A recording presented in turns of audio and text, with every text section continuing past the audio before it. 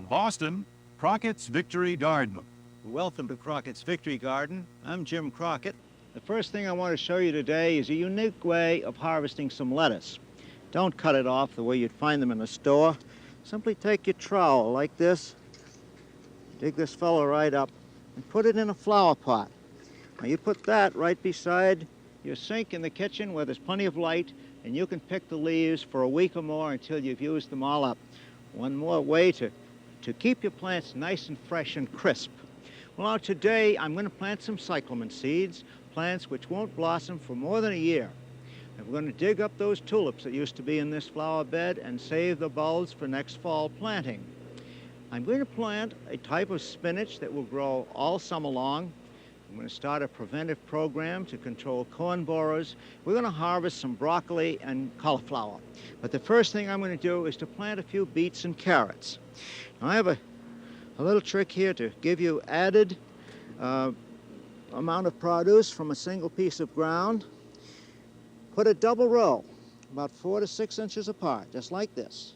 And you can grow your 2 rows in just about the same space that you could grow 1. Now at this time of year, hot time of year, you sow these seeds rather thickly and about a ½ inch deep. Now I'm going to grow put the carrots 2 rows side by side. That's a variety called Nance Half Long. Now that will go down on that end of the row. And up here I'm going to sow some beets. Again, they're going to be about a ½ inch deep along here, like that. Now the trick that I want to show you that will help them come out of the ground is this. Get some potting soil. In this instance, I'm using a material called Jiffy Mix, which is half peat moss and half vermiculite, and cover them like that about a ½ inch deep. Just like that. Now the beauty of this material is that it will hold the moisture so that the seeds will germinate well, and also it will provide a soft material through which the seedlings can emerge. Now can't impress on you too strongly that at this stage in a plant's life, at the seedling stage, is extremely critical. Because if those seedlings dry out when that first root starts, they'll be goners. Now water those in well until you're sure that that material has soaked all the way down, and keep the soil moist from that time forward. Well, right next to it, we have this crop called leeks. Leeks are in the onion family. If you remember what they look like, if you've never grown them or eaten them, they form a stalk nearly 1 foot long, almost as big round as a baseball bat, which is snowy white when it's harvested in the fall. Oh, about 6 weeks ago, I set these little things out. They look like little single blades of grass. I put them in a trench 6 inches deep, and I've been filling soil in around them because what I want to do, you see, is to drive the green chlorophyll out of those stems, which will make them very, very tender. And it also will cause them to elongate. Now, if by chance you've planted your leeks on the ground level, then hill soil up around them so that you drive that chlorophyll out of the stem and make it tender. Right next to it, we have some chrysanthemums, which I set out here as small plants, just single stems, about a month ago.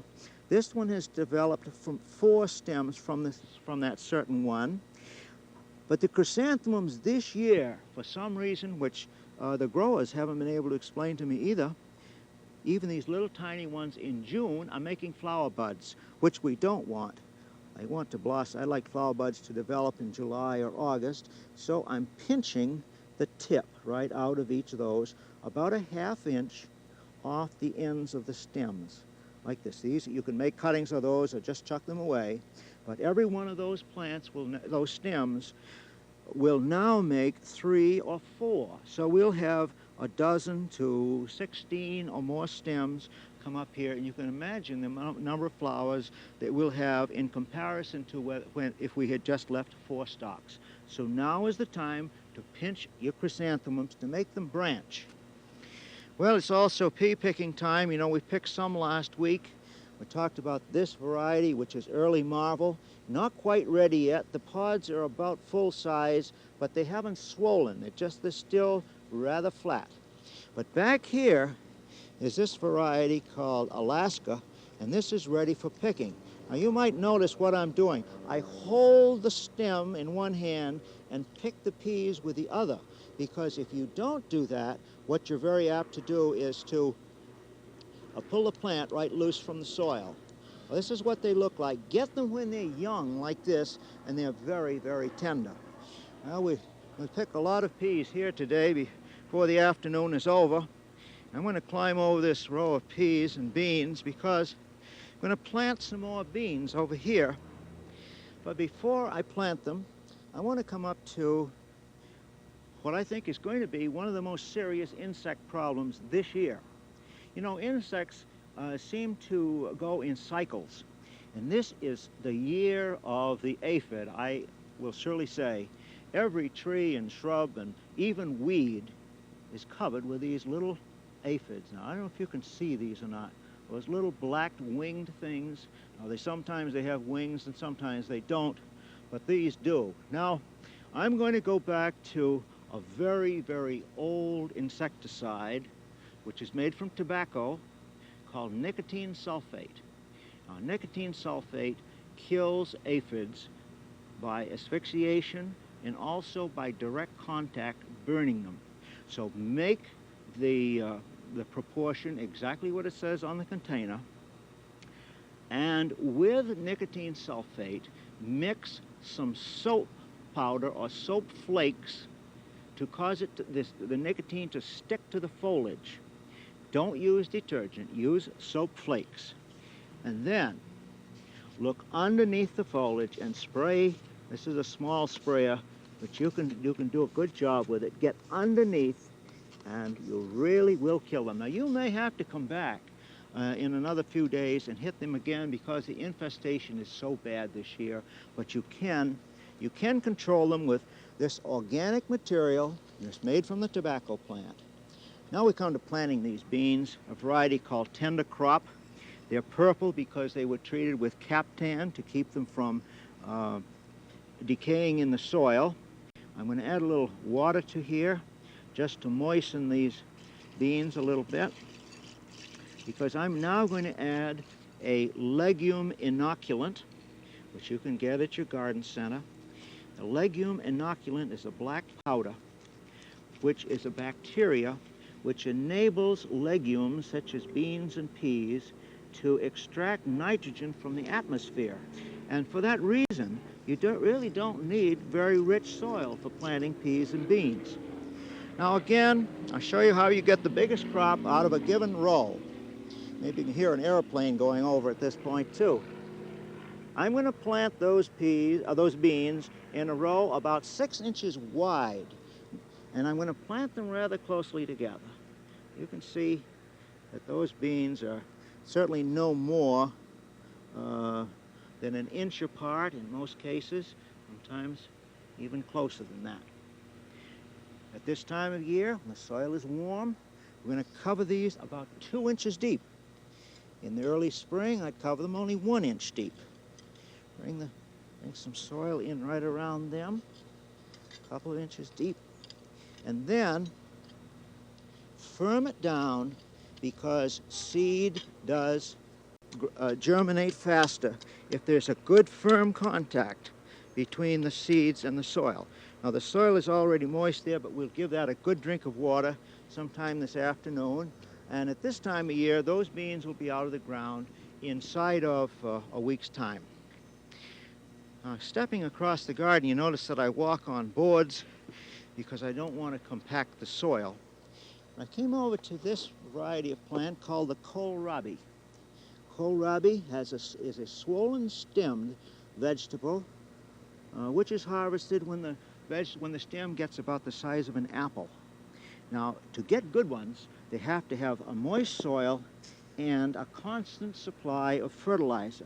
And what I'm using here, you see, is 5-10-5, and I'm not putting it against the plants. I'm putting it in a band on either side, a band something about 4 inches wide and maybe 3 or 4 inches away from the plants themselves. Then scratch it in like this. Scratch it in with a cultivator, and then finally hill up just a little bit of soil around each plant right to the base where it begins to swell. This gives the plant support, and it works that fertilizer into the soil so that it begins to take effect very quickly. And of course, no fertilizer will take effect until there's moisture on here, so we want to water the garden after you have fertilized it. Well, I said I was going to show you a kind of a spinach, which would be useful all summer long. And it's not a true spinach. It's one called New Zealand spinach. Now, the New Zealand spinach, now these little plants right here, which I grew from seed, planted about 6 weeks ago, also from seed, which I had left over from last year, so you know that the seed is viable for quite a length of time. The plants themselves get 3 feet tall and 3 feet or more across. The average gardener, the family of 4, would perhaps need a half a dozen plants at most. The way you harvest them is to pick the individual leaves like that. Very succulent, extremely tasty. And I think this is one you should try if you've never tried it before. It's a warm, loving vegetable. You notice that I'm not planting it out till this time of year. It's not too late for you to plant it in your own garden, even from seed at this time.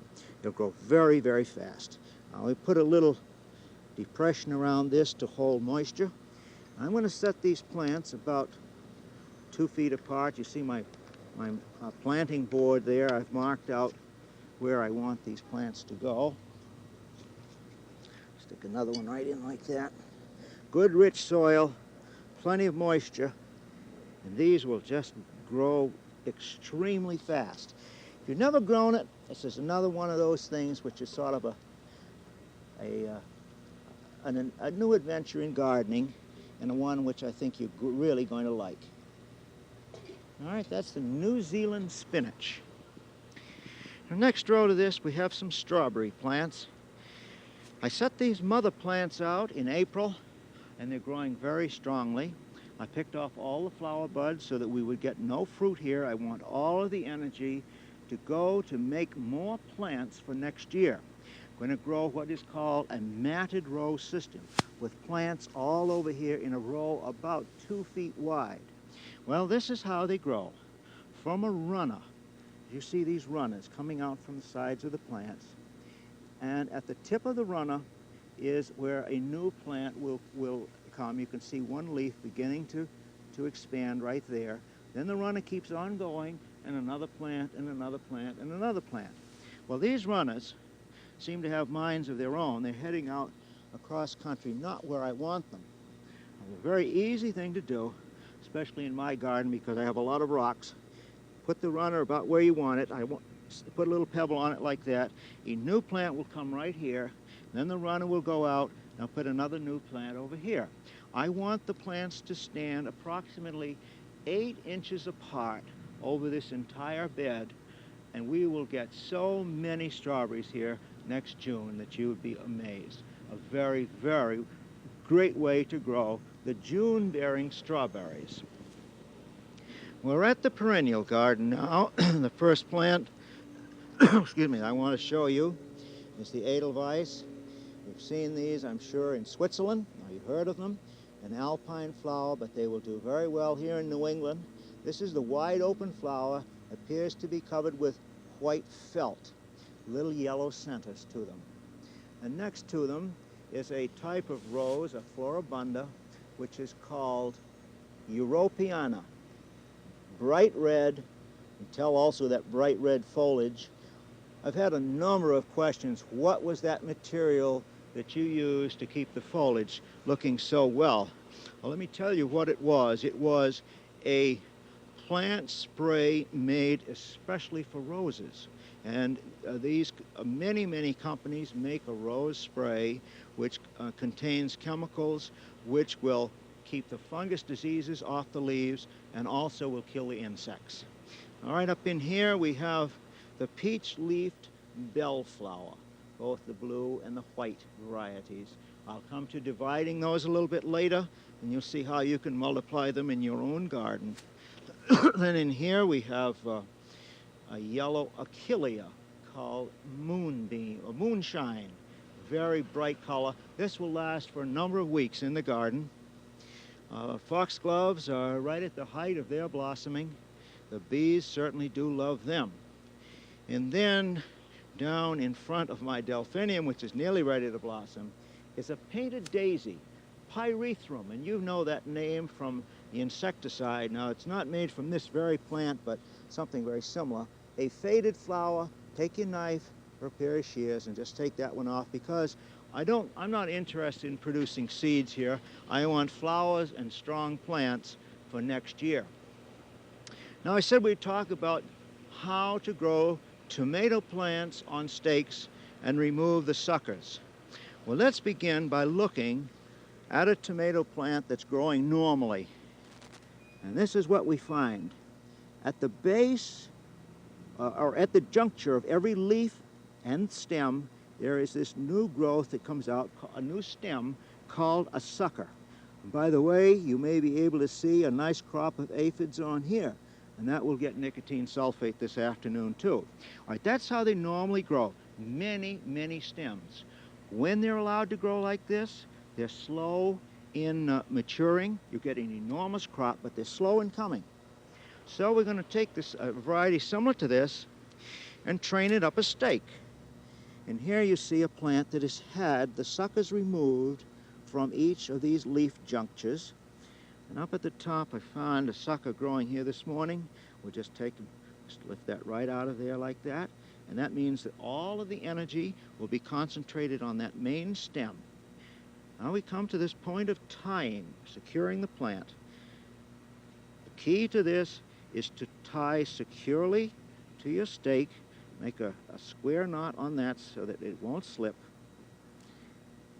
And bring your plant right over to it and make another square knot on the other side of this. Now that will hold it, and you tie tightly to the stalk, loosely to the plant. And that will keep it from jostling in the wind. That is the way to grow tomatoes on stakes. We'll get early fruit and a good deal of it. Now, one of the crops that have been grown in North and South America for thousands and thousands of years is sweet corn, or corn, at least, if not sweet corn. And until about 1900, there were relatively few insects that bothered it. And then the European corn borer arrived in this country, and that's one of the reasons why the customs agents are so careful about the introduction of plant material, because you can bring in an insect such as this, which, if uncontrolled, is apt to hit every single ear of corn in a whole field. We're using a material here called Sevin, S-E-V-I-N. It's toxic to corn borers, also is toxic to bees. But bees don't bother corn. Corn is wind pollinated, not with its blossoms. Also, we would spray this early in the morning before there's a wind, before the bees are out. Spray with your Sevin down in the centers of the plants, like this, right down in the centers. That's called the whirl of leaves. Now, when do you spray? That's a good question to ask your county agricultural agent, because the time depends upon the particular area where you live. Now, where we live in the Boston area, about the 10th of June is the time the first brood is hatching, and that's the time for our first spraying. We will spray again every 4 weeks until the crop is ready to pick. Now, I said today that we would harvest some broccoli, some cauliflower, but thought you might like to see what this cauliflower looks like, this broccoli looks like. This is a variety called Cleopatra. We just reach right in and And cut that fellow off like that. Not only do you have this beautiful head of cauliflower, but if you look down in here, you'll see all of those side branches coming. They're a little bit smaller, but they're no less succulent. Very, very sweet and tasty. And we'll have broccoli coming off these plants for several weeks. And just last week, I covered up the top of this cauliflower with a twist 'em, made a little kind of a top knot out of it. At that time, the cauliflower itself was about the size of a teacup. Now I want you to see what's happened in just a week's time. This beautiful thing is ready for harvest. Again, right in there, and cut that fellow off. Well, that's what we should get from a cauliflower at this time of year. Now, cauliflower, and all the cauliflower will be ripening for the next few weeks, and then we won't see it again until fall. Two of the nice crops that will come out of any garden. Now, we want to go over to my seed bed, where just last week I planted some Brussels sprouts and some cauliflower for fall and some late cabbages. And you see these little fellows have come up out of here, not too thickly. And that's very important because I don't want them to compete with one another here in the seed bed. When they get up about 2 inches tall, I'll transplant them to their permanent place in the garden. And then down at this other end, I planted some kale and collards, a cool weather cabbage relatives, which we will pick in the fall. Instead of taking the head, you pick off the leaves individually. Well, now we come to talking about tulips. And you can see these dead stalks here that we healed in about 3 weeks ago. They came from this flower bed over by the greenhouse, which is now in full blossom with annuals. A beautiful sight, and will become more beautiful all summer long. But let me get back here to these tulips and show you what we're doing. First of all, you see we're segregating the varieties because it's very important that we don't mix them up. Let's take off the old stems, and you see this used to be a dump, so we have broken bottles in here too. Okay, this is what they look like coming out of the soil. Let's kind of peel one of these things apart and show you what we have. Now that bulb has been beautiful. It divided into 2 bulbs, each of which is large enough to make a flower for next year. On the other hand, this one, let's see what that one did. It made one medium one and one rather small one. This one might blossom. This one surely wouldn't blossom another year. But this is what they're like coming out of the ground at this time of year. Well, now, I said we're going to plant some cyclamen seeds if we have time, so let's go in the greenhouse and we'll do that. Now, the word cyclamen may be familiar to you, but you may not recognize the plant itself. This is one of our cyclamen that, for some reason or other, just won't quit flowering, and I love it because of that. This is how you spell cyclamen, by the way. A cyclamen, sometimes called cyclamen, but I don't like the connotation of the word sick.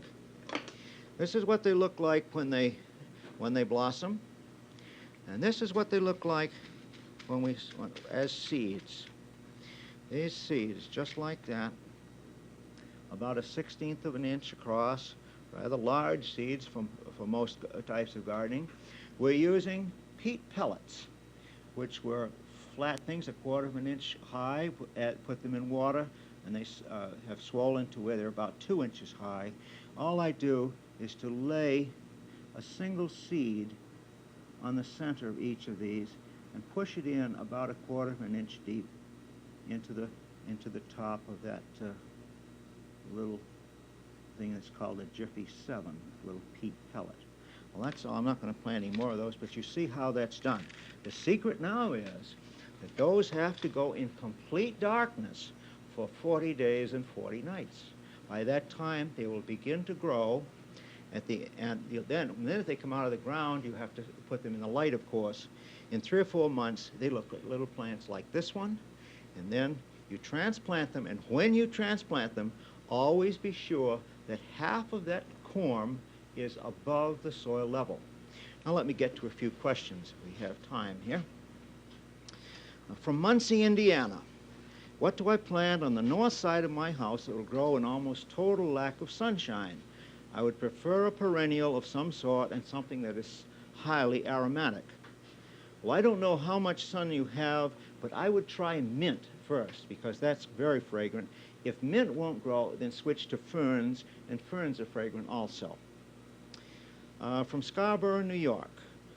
How can you set out seedlings in April and May when the Boston weather is about the same as ours in Scarborough or cooler? Our nights are 45 degrees. You said you set out seedlings 2 months ago. Please straighten us out. Well, I set out those that like cold weather. Lettuce, broccoli, cabbages, cauliflower. I waited until the night temperatures got to be 55 before I set out tomatoes, peppers, and eggplants. From Amherst, New Hampshire. Help. Some of my delphiniums have developed knobby, deformed leaves and flower stems. What's wrong and what can I do? The cyclamen mite, an almost microscopic insect, is causing these deformed leaves. Use a material called kelthane, K-E-L-T-H-A-N-E, and that will control them. Use a soap powder in the water to help it stick to the leaves. From Wethersfield, Connecticut. I want to keep my rhododendrons from growing too large. When and how should they be pruned so they will bloom next year? The best time to prune a rhododendron is immediately after flowering. Now, if the plant isn't too tall, the one thing that you want to do is to remove every dead flower cluster. And as I said, all of the energy will go to making flower buds for next year. Now, you can prune a rhododendron as severely as you want to without killing it. If you want to cut it right down to the ground, you can even do that, and the plants will sprout up again. So you just be your own judge of where you want it to grow, how large you want it to grow. Many of our garden vegetables seem to grow well but never develop the fruits. Beautiful vegetation, no fruit. Radishes, kohlrabi, beets, cabbage, tomatoes. Not enough sunshine. You must have 6 hours of sunshine a day, or you just won't have good vegetables. My problem is springtails in the soil. How do I get rid of them and stop them from spreading? I was told to use malathion, but would rather not use a poison unless it is the only solution. Well, you can live with them because they are mostly eating the organic matter in the soil. It won't hurt your plants, but if you want to kill them, use malathion. Well, they say that that's all the time I have for today. For next week, we're going to take some cuttings of chrysanthemums for fall. They'll blossom in the fall indoors. We're going to mulch our tomatoes. We're going to hill up our potatoes. I'm Jim Crockett in Crockett's Victory Garden. I hope you enjoy the program every week.